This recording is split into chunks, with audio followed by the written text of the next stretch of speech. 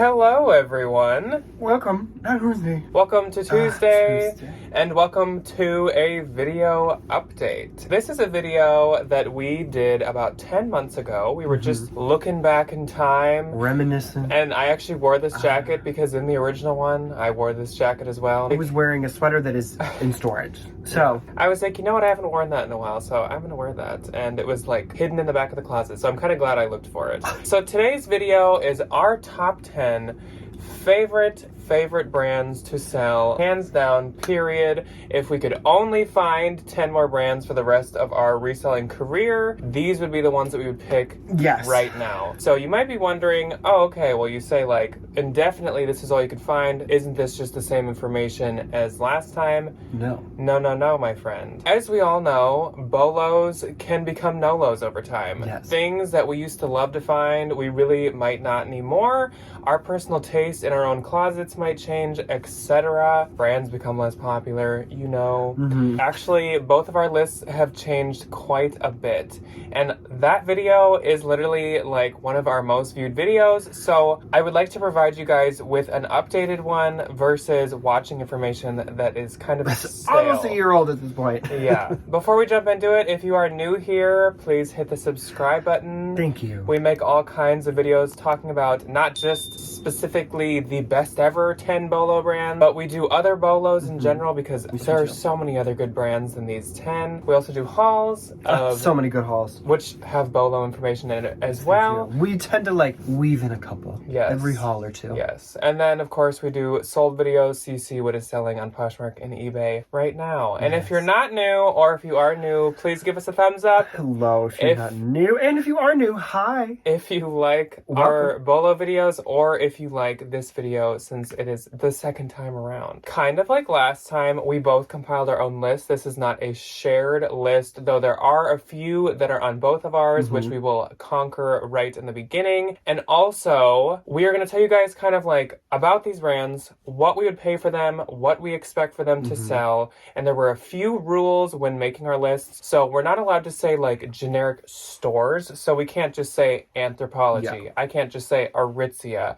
We wanted to pick specific brands at them because, of course, like some Anthro brands suck, some ones do really well. Same thing with like other store brands. We couldn't pick specific categories. Like we were both tempted to put Doc Martens, but there are certain specific Doc Martens that do a lot better than some of the other ones. Yes. So like the Chelseas. Yeah, like the newer style boots, or obviously like the really trendy pieces are going to do really good. And then there's just like regular construction like steel-toed boots that like. And for me, the loafers don't do well. For Ryan, they can, but for me, they don't. And then also, we made the rule of no saying teaks or Rothy's, even though we both were just talking about it and we agreed that we wouldn't say that anyways, even if we could. No. So the thing is, like, if you find the rare teaks and Rothy's, that is like an instant sell of like $400 or something. They go for, I don't know if they go for as much anymore as they used to. Certain ones do. I have no idea. Just because it's like kind of an expected like holy grail brand, I thought we wouldn't put it, but we weren't going to put it anyways, so that's okay. And then we also have the rule of no saying like super high-end luxury brands, because of course,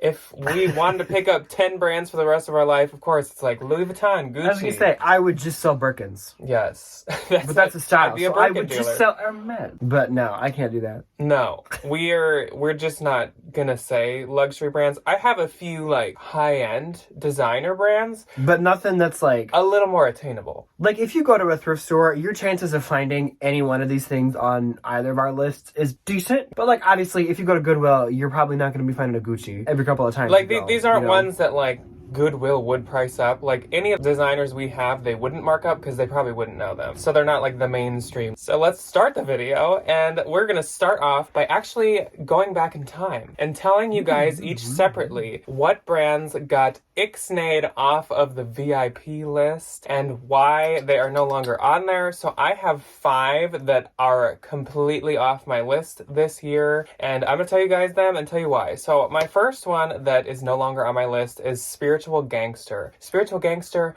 used to be so good. I would literally pay almost like 15 or 20 for a sweater just because they sold within like a day for $50. Honestly, I can hardly give them away now. It's slowed down. I almost don't even pick up Spiritual Gangster every time I find it, which is so sad because it used to be so exciting. But I don't know what happened. Just not that popular anymore. Heartloom is one that I had, and a lot of people actually didn't really like know Heartloom or care about it, and I still do really like Heartloom. It's just definitely not one of my favorites ever. It's just a really, really cute anthro sweater and like top dress brand and trendy brand. It doesn't do as good as it used to, and it's just not as exciting as I had thought it was then. Spell and Gypsy Collective I don't have on anymore because I just kind of felt it was a little unattainable, kind of what we were talking about. Spell is hard to find retail, unless let alone like secondhand. Certain southern states seem to find it more, but up here I have found it one time and it did really well. Never found it at all. And then you sold it before I could look at it. So I've legitimately never seen one in person. No, I lied. Melinda had a couple. Sam and S13 I had last year, and I would still love to find Sam and S13, but I just don't think it's exciting enough to put on a list like this. And then Stubbs and Wootton, I actually probably, if this was 11, I would have it as my 11th. So I still absolutely love Stubbs and Wootton. It moved off the list. So the ones that I got off, they got voted off the island. That little torch got put out. Urban Outfitters. Urban Outfitters used to be one of my top favorite selling brands ever. Like, not the stuff that's like for Urban Outfitters, like the Urban Outfitters branded stuff. And it's just really cooled off. I think because a lot of people started kind of like jumping on that bandwagon with me and realizing that it was like, it's really expensive still retail. It's just like not quite there resale anymore. I'm still gonna pick it up. I'm just not as excited about it. It's more of just like a bread and butter versus more of like a bins. Yeah, more of something I'll pay like a couple bucks for at like a consignment store sale, or like I'll pick it up in the bins, obviously. But like, which is kind of what's happened with Anthro and Free People too. Like it's happened. I'm not gonna pay up for it. It's happened to all. I mean, certain pieces of all. Obviously, of them. like everything has an exception. So like, if I find an Urban Outfitters dress that somebody famous wore and it's $10, I'll probably buy it. Yeah, that is on the rare occasion. Okay, the next one is Chanlu. Chanlu has completely, she said, she jumped off a cliff. I can't move her stuff at all anymore. I don't know why. I think it's just like, when I first came into it, it was really, really, really popular and really, really trendy. So now I think it's just not. So, Doc Martens, going back to that original, what we were talking about earlier, some of them do really, really good, and then some of them just absolutely fall flat on their face. If I could just find like the cute trendy ones, obviously, absolutely. It would be one of my favorite things to find. So that's just one of them where like the whole brand doesn't do very good. So, a lot of it does. Some of them don't. Unif is my next one. If you are unfamiliar, Unif is kind of like a punk rock, like alt Y2K, that kind of brand. I think that one definitely just kind of like lost a lot of its luster for me personally. I'm just not as passionate about the stuff they're putting out now. I think it's kind of weird and kind of ugly. So it just doesn't have that same cult following I think that it had back when I was really interested in it. So. Yeah, which is really sad because it was an amazing brand, and I think they kind of older pieces though. The older pieces definitely, like, Google them if you find them. And then the last one is MZ Wallace. If you don't know, MZ Wallace is like a traveling. It's kind of like a long shot, but instead of plain nylon, it's like quilted. I still, like, again, don't have anything against them. I'm gonna pick them up if I find them. I just think it's kind of like, again, cooled off just a little bit. I'm still excited to find them, and I am willing to pay up for some of them if I find the right pieces, but it's not like, you know, I'm gonna go out and pay $50 for a handbag. MZ Wallace is kind of like Sam. Still really exciting. You just don't see it very often, so it's just like, I don't know if it would be like top 10 ever. Now we're gonna jump into the list of the ones that we currently and newly possibly would pick as our top 10 ever, and we do share 4 on both of our lists, so we're gonna cover those first, and then we'll kind of break off and take turns.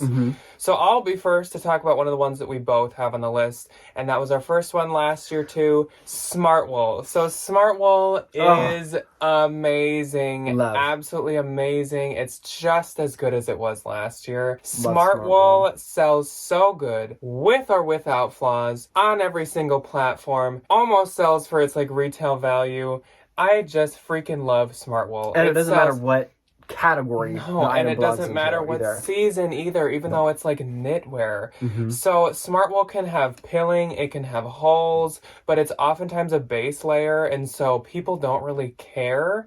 No. And it's super high quality, like merino wool most of the time. And it just, I don't think it really goes on sale super often in the stores that it is sold at. I don't know where it's sold, to be completely honest. It does so good everywhere, even if it's just like plain black. Like, every piece of Smartwool is so exciting to find, and I will definitely pay $10, $15 depending on the piece and the style, because I know it's going to sell that week, like, so fast.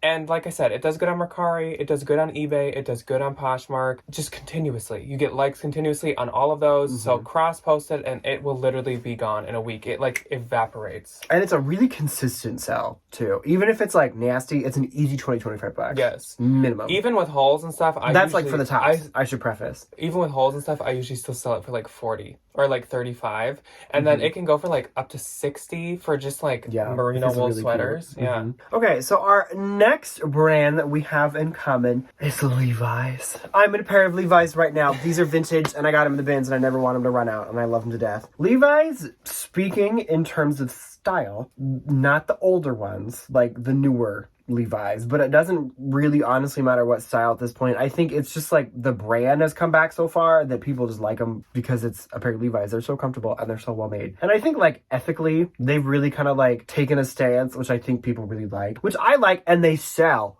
well. They are sold at so many stores, so you can list them as Levi's, and then there's a multitude of other stores. The washes fit people really well. I think people really like the styles. They're really good with keeping up with trends, but not making it look like really trendy. And they're so consistently easily over $50 for like a really good pair of Levi's. Like, love them. So we pay like 10-ish about. I've paid like up to $20 for a pair of Levi's before. I have a pair that it's not even made and crafted, which if you do not know, that is their like runway high-end brand. Like really expensive ones. But I have paid $35 for a pair, and that's because I have them listed for like $130, and they're easily going to sell. They're super on trend and stuff. So Levi's is sold at like Aritzia and Urban Outfitters and Free People and Anthropologie and Lulu's and all everything these places and Revolve. So it's just like like adults like them, teens like them, there's no like market that they don't tap. No, it's definitely like your mom can wear them, you can wear them, dad can have a pair. You shop at these stores, you're going to like these. You shop at these stores, you're going to like them. Levi's, like the size they say they are, is the size that they are. They fit people so well. They are. And I would say the Levi's that we are mainly talking about are like the newer label, which if you don't know, it's like the little strip that says like 7-Eleven, skinny high, whatever. Or if it's like vintage ones. There's that weird little middle area. We're not talking about 2005. Maybe leave those. So another one that we both have on our list is Brahmin. So I think only Ryan had Brahmin last year, but I think last year I said it would have been my 11th. Now it has entered the list. I love Brahmin. The only Brahmins that I would say stay away from are the ones with black, just non-gator leather. The really old ones. But any of the Brahmin that has the gator leather, it just does so good. And I always forget how expensive Brahmin actually is. They're pricey. Like, it is high end. We went to Dillard's when we were in Des Moines the other weekend for Thanksgiving. The other weekend, like a month ago.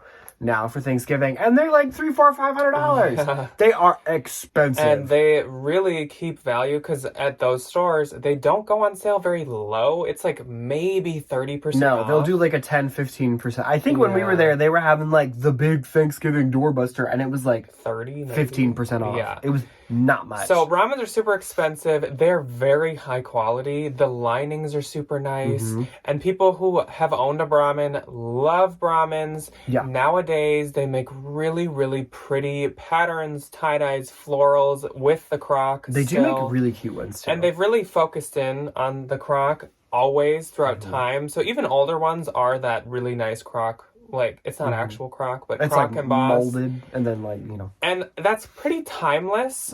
It's definitely not everyone's cup of tea, but there's always a group of people there that are want those them. people. Yes. And those people are not going anywhere. Yeah, and like right now, these past 2 years, like croc embossed has been really popular. And I think thrift stores miss them a lot because there's no outer branding. There's Yeah. usually a little placard on the front and then maybe a little hang tag. Mm-hmm. If you find one secondhand, like that hang tag might honestly not even be there anymore. So like I think they get overlooked. Yeah, a lot. depending on the style, like I'd literally pay up to like 60 or 65 or even Oh, I maybe paid even 55 higher. for a Brahmin pretty recently ago. Maybe even recently higher if it's a newer and more expensive retail one. Yeah. And then they sell, like for a small crossbody, it'll still sell for like $200. Because I think people that are buying them know how much they cost retail, so they know what a good deal they are. Which Even is good. consignment stores usually know to mark them up. So get Brahmins.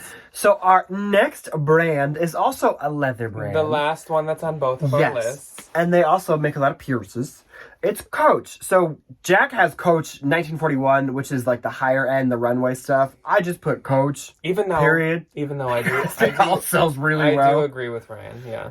It all sells really well. I think now the vintage stuff is doing amazing. I think people really are attracted to the leathers. I think because of the 1941 stuff. So they got the new stuff to get people excited about the vintage stuff. Again, kind of tacky CC monogram stuff. I think there's always going to be people that like it. I don't think that's ever going to go out of style. I think the new stuff that they're putting out, like the outlet stuff, for example, people absolutely love. It's starting to be a little bit more themed, which is just another audience they can go to. It's starting to be a little bit cuter and resemble the stuff in the Coach boutiques a little bit more, which just draws people to it. I think their rebrand really helped them out. Yes. I bought a little Coach, that little fanny pack I wear all the time, if you're familiar. Yeah, we are lovers of Coach too. And Absolutely like even love just her. look at the tabby that they just had. If you don't know the tabby, this is it. And there's a pillow tabby, and those sold one in things pink. they can resell for like at least their retail value. I sold one for $375. Yes. I think. Coach is just, they're very well thought out nowadays. They do really, really And fancy, she knows what she's doing. fancy, nice new styles in the boutique. And then after about 2 years, they bring them to the outlet. So Yeah. everyone who did want them and like them can now afford them if they couldn't before. And their leathers are super nice now again. And even the outlet stuff is still super nice. And they do so many collaborations. Like every month, there's like a new Coach collaboration. Yeah. Like there was Halloween, which is for me. There's Christmas every year. There's 4th of July. There's Marvel. There's Disney. Yeah, like, they do a ton of artist tons. collabs too. Yes, even the boutique does collabs. Yeah. And I think going off of like what we were talking about with Levi's, that like they're trendy, but they also kind of aren't at the same time. And by aren't, I mean like it's a bag that you can wear with this trend and then also for a multitude of trends after that, which I think is really attractive They're to people. both like timeless and never out Yeah, of style. because like they're cute for now and it's going to be cute in 10 years too. Now. So we each then have 6 separate brands, and like I said, we're going to kind of go back and forth, and I will start off, and this is probably my highest end one. In a way, this is kind of a luxury dress brand. They're very, very expensive. But if you find them in a store, lots of places don't know them, and so they are definitely not marked up. So that is, of course, how can I make this list without it? Agua Bendita. Agua Bendita. So Holy water. I am in talking Spanish. about Agua by Agua Bendita. If you do not know, there is actually Agua Bendita, and the weird thing about this brand is that is the lower end brand. Agua Bendita makes swimsuits and swim covers, and that's it, and it's made of polyester, and it's still expensive, but not nearly as valuable as Agua by Agua Bendita. Water by Holy Water. That is when the linens and the organic cottons come in, and they make amazing, stunning, beautiful, trendy, and just luxurious dresses. They sell insanely well because they are so rare. They're hard to get a hold of. As soon as they're sold out, they are gone, and their prints are just like stunning. They do a really well print. Yeah, They and do they really do good print. like encrusted little beads and embroideries. They just, it's so, it's one of those brands where like it's so valuable and it makes sense because it just like it's so You can tell high how quality. much time went into like designing these and making Yeah. them. So they sell. I would pay literally. You paid I've a never lot said for those this. dresses. Yeah, I've never said how much I pay for some of them, but I have paid up to I think $250 for one of them, which probably then sounds crazy. When you turn it around and sell it for $700 to $800. I've sold, I think my highest one sold for $700, but then I've also sold some for like $500, $550, $485 and stuff. So it sells for around $500, and it depends. Look up the print, look up the style, but if you see one, get them. Absolutely get Yes, them. do not be afraid to pay it for it. No. Okay, so my first one, as we branch off, is Patagonia. I love Patagonia. I think it has come back a lot recently, and I think people just like it. It's nice, it's comfortable. I think what I was talking about with, I think it was like Levi's, whoever it was, where they're like starting to be really openly sustainable. I think Patagonia definitely has won that battle, and I think people like that. I think people don't want to shop from people that like make things out of evil chemicals and like use underpaid labor. And Patagonia is very transparent about where the things are coming from, how much the people are getting made that are making them.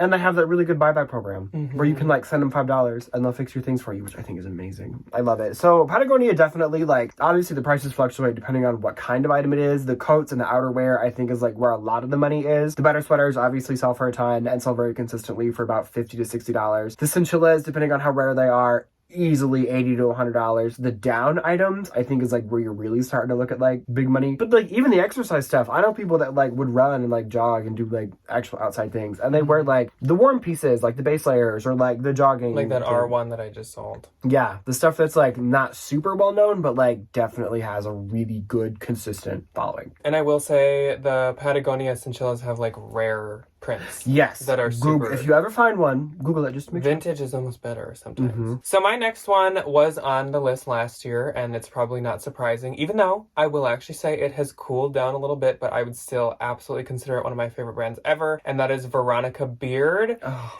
and I am mainly talking about the blazers, even though everything she makes is super expensive and super luxurious and amazing. So Veronica Beard mainly makes blazers and kind of like jackets, and she tailors them so amazing. Actually, they fit people very well. They tailor them because it's two Veronicas, both with the last name Beard. It's Veronica Beard and Veronica Square. Beard.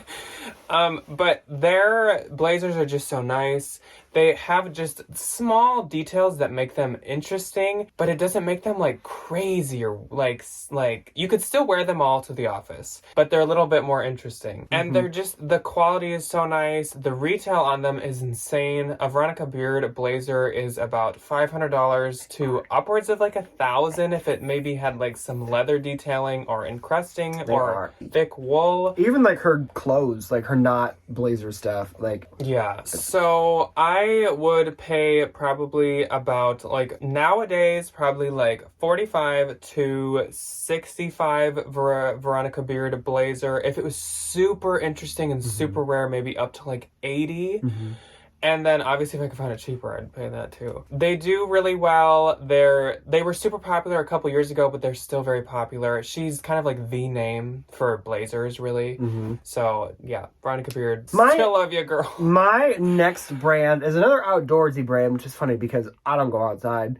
The brand is called Arc'teryx, and I think we've talked about it a lot recently, but the logo is like the little lizard fossil. Everything they make is just money. It's so expensive retail that, again, kind of like what we were talking about with Brahmin, is like the people that really like it and really follow the brand and know how much these things retail for, so they're willing to like not necessarily pay up for them on the resale market, but just like they know what a good deal looks like. That's another one that I don't think goes on sale very often. No, it never goes on sale. It's like Canada Goose. It is, you got to pull teeth to get like 10% off any of them. Obviously, just like with Patagonia, the base layer stuff, like the stuff that isn't as like big, doesn't do as well, even though I did recently sell a windbreaker for $100.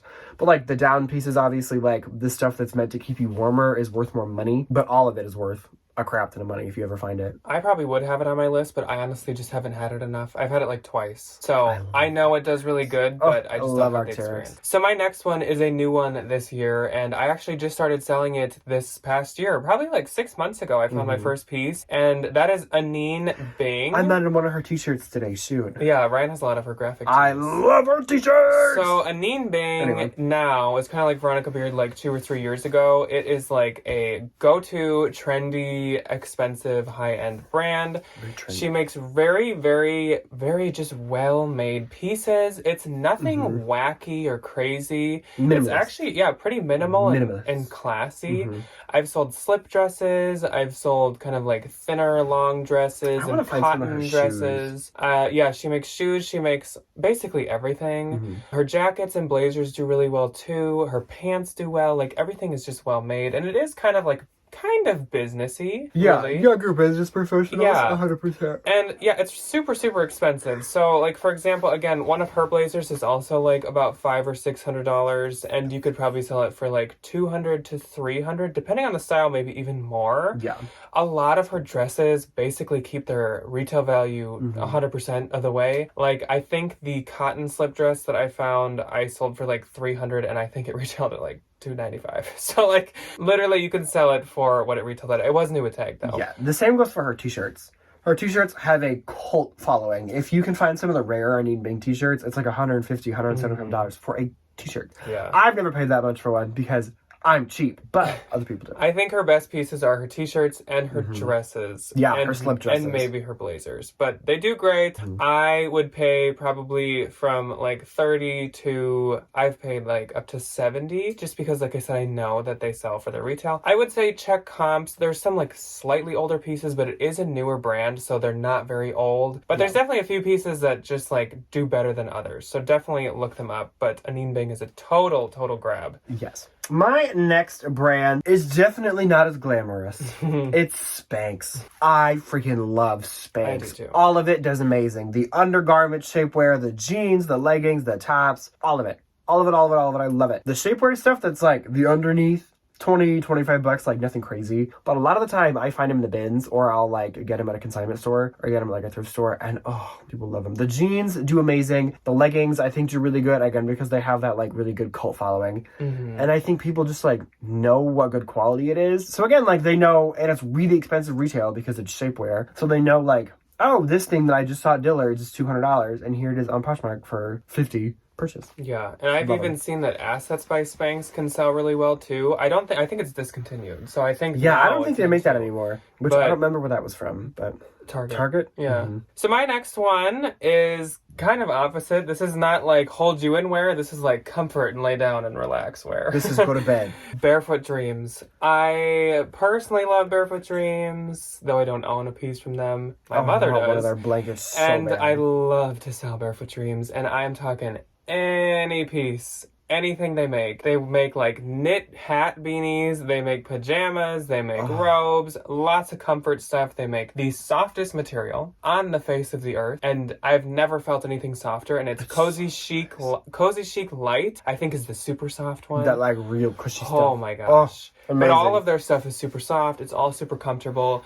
And strangely enough, so Barefoot Dreams only retails at like $150 for a robe, maybe $160, but like expensive. You can sell it for like $80 to $90 because again, I think it's that like it doesn't really go on sale very much. No. And they do make blankets. That's on my bolo list. I like refuse to pay retail. I don't. The minute we get a house, we buy a blanket. We buy like a couple. Get a king size one. That'd be amazing. If you could get like a whole sheet set, I don't know if that's real, but if it is, that'd be amazing. So all of it does good. Grab all of it. Even the pajamas, they are not as soft. It's just cotton, but they still sell really well.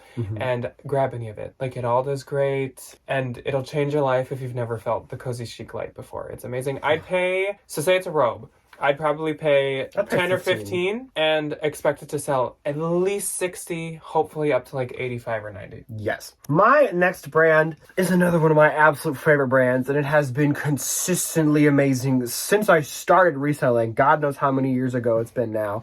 Danskos. I freaking love Danskos. They are amazing. As long as, like, you gotta do the Dansko test where you twist them, make sure they're not dry rotted. I love them. I absolutely love them. They are such a consistent sell. I usually am able to sell mine for over $40. Condition, I'm gonna put a little asterisk. I think people just know, again, how expensive they are. So if it's like in a little bit of a less ideal condition, I'll probably list them at $35. But if there's just a couple of scuffs on the toe, $40, $50, easy sell. Nurses need them, and God knows those poor individuals are working as hard as they can right now. So what are they doing spending $120 on shoes? Yeah. Come get them for me for $50. I love them. And they're everywhere. They are literally everywhere. Every time I go to the bins, I see like 9 different pairs. Strangely for me, Danskos aren't much of a hit anymore. I think maybe if they're like a rare print, maybe, but I just... Pick them up black, printed, gray, ugly, knit. I don't care. I want them. So my next one, I would love to say the store, but like we said, we can't say stores. So my brand is Babaton, and that is a brand from the store Aritzia. Now, I will say, before we jump into Babaton, Aritzia, everything does good. Aritzia is kind of right now where Anthro was like 5 years ago. Everybody wants it all. Every piece, every brand from there, it's just like, it's popping off. They're very trendy. Very, very trendy. And again, pretty timeless and sustainable. Yeah, they're very Noticing a trend here. Babaton, though, is their like wool coat brand. The Babaton coats are actually worn a lot by like celebrities and influential people like Kate politicians. Middleton. Yeah, and just famous people. Little Miss Royalty. The coats are so high quality. They feel like Burberry. It is which like is crazy. Super intense wool coats and just classic tailored styles. Like, you don't gotta go buy a Burberry or a Cinzia Roca or something like that. Go to Aritzia. Or a Loro Piana, because you can just go get a Babaton and they're so freaking nice. And they're not $1,000. No. Unlike Burberry. And when you find them used to sell, they can sell for very close to retail because Aritzia doesn't have many sales. So again, people don't often get discounts on them. So if they can find them for basically any kind of discount, even if used, they will buy them. And since their customer base is very sustainable minded, they love to shop secondhand. Love that. Babaton's amazing, but also get Sunday's Best, Wilfred Free, all of the Aritzia brands do quite well. Okay, so my next one is Good American, Little Miss Khloe Kardashian's brand. I will say I have never tried to sell her shoes, but they are very cute. Really and cute. can imagine they would do quite well. Her tops, I really like selling them. It's definitely not as much as the jeans, like I think $30 to $40, but they're really good, consistent, quick flips. I think her bodysuits are really popular as well for plus size women because I don't see too many plus size bodysuits anywhere. And Little Miss Khloe done cracked the code and made some cute ones.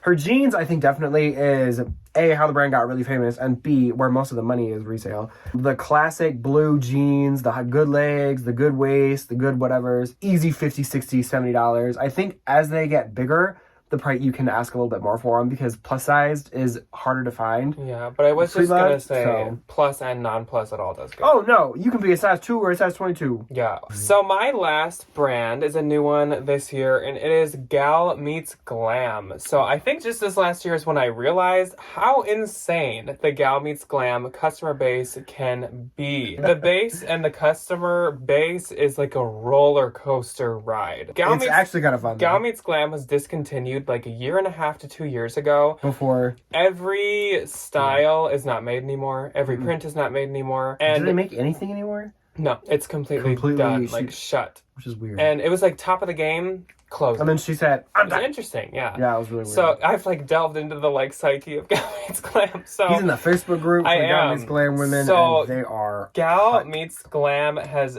certain, and there's a lot of them, styles that are completely discontinued, like everything, but absolutely popular, hunted for, sought after, crazy.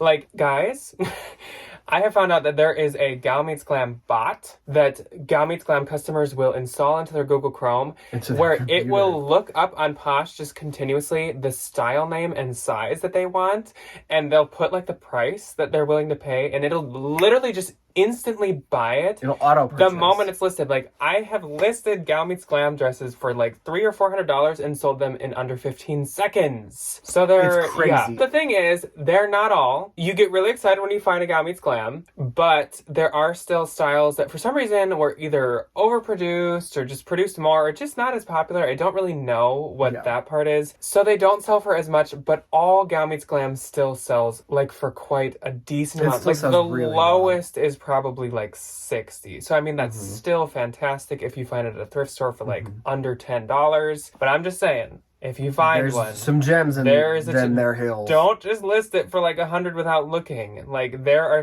the prices. I haven't found one in a while. Some of the prices have gotten up to like $1,000. I saw one yesterday on Instagram. Somebody sold one of these little dresses for $800. That is crazy. $800. And that is not. It's crazy. She paid like she found in the bins. Gal Meets Glam isn't like cheap or anything, but it's definitely not like that high quality. No, it was like a couple. It was like I think like Dillard's, like Bergdorf's. They're like $250. Like, yeah, $200, with discounts and sales. Yeah. My final brand is probably not something that you'd ever wear with your Gal Meets Glam dress. The brand is Fry. I like Fry because it is a very consistent sell for me. Like, obviously, they're not anything special. They're just like really expensive cowboy boots. I still get $100 to $150 for them.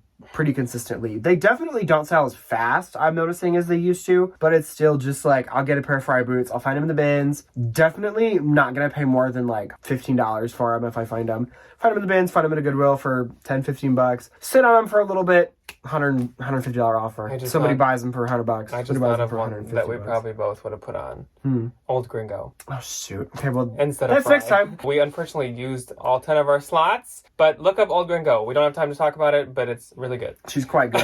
I like the Fry boots. I really do. I really do. I think people know what the quality is, so they're, again, willing to not pay $500. It's kind of like a household name nowadays. It kind of is, which people like. And I think that people like that they make other things other than cowboy boots. Yes. Which obviously the boots are what sell for a ton. The little shoes and the sandals don't sell for as much, but they're still sell. So that is all that we have for you guys today. That was a lot of talking. I hope you, I know, this is a long one and it was just talking, not a haul or anything. So I hope you guys enjoyed this. Let us know, again like last year, what is your top 10 brand list of all time to sell on whatever platform? Ours will probably change again next year, so we'll probably have to make this again next December. Some new faces, some old faces. I hope you guys enjoyed it. Let us know if there's any of these that you like don't have any luck with, because that'd be kind of interesting. That'd be interesting. If these are literally like our favorites ever. Well, what are your top 10? What's your favorite? And tell us your top 10. And we will see you guys on Thursday for a come shopping for the trends. We're doing, what's that called? Research and development. Yes. Trend R&D. It's the the winter 2021 trend R&D. And yes, we're going to MOA in December. Mall of America. Yeah, Mall of America in December, right before Christmas. But we're going on a Tuesday. So wish us luck. So hopefully they won't be that busy. Wish us luck. Actually, when you're seeing this, we probably just got home. Hopefully that goes well. And we will see you guys then. Bye. Bye.